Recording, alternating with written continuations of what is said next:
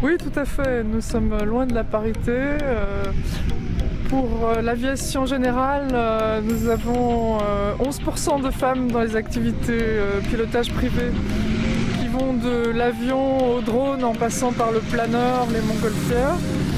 Et pour l'aviation professionnelle, 9% de femmes à Air France.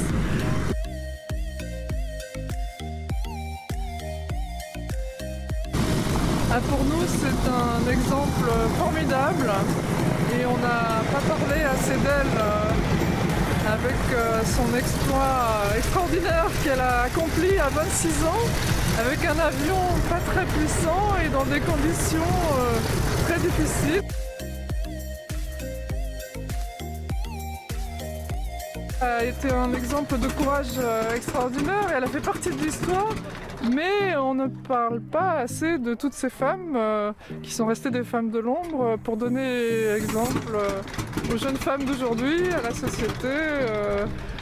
Elle a également combattu pour le droit de vote des femmes et elle était une féministe avant l'heure.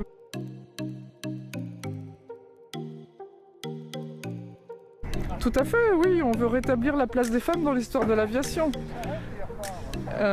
Il y a eu beaucoup de femmes dont les archives ont été négligées et nous découvrons tous les jours avec notre commission Histoire des histoires extraordinaires de femmes qui ont construit des avions, qui ont participé à l'évolution de l'aviation, mais il y a eu beaucoup de mouvements dans l'histoire où elles ont pu avancer, mais elles ont reculé aussi parce que les commissions internationales leur ont interdit d'être pilotes de transport, d'être pilotes de chasse, de participer aux efforts de guerre.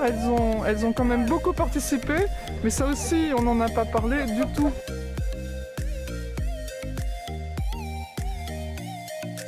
Oui, même si, depuis que l'association existe, 1971, on a réussi en 1973, 2 ans après, à supprimer le décret qui disait que pour faire la formation de pilote de ligne, il fallait être de sexe masculin. Et Adrienne Bolland était la première membre d'honneur de l'association.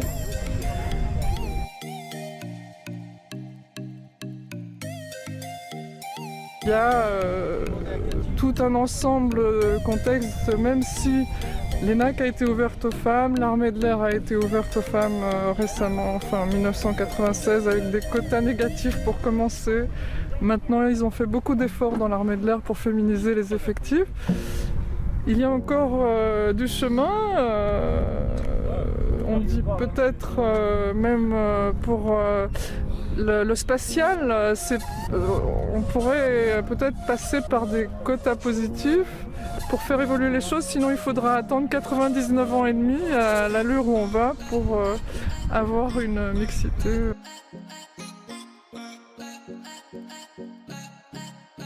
Oui. Il ne faut pas lâcher les choses pour les jeunes femmes, il faut qu'elles continuent à se battre.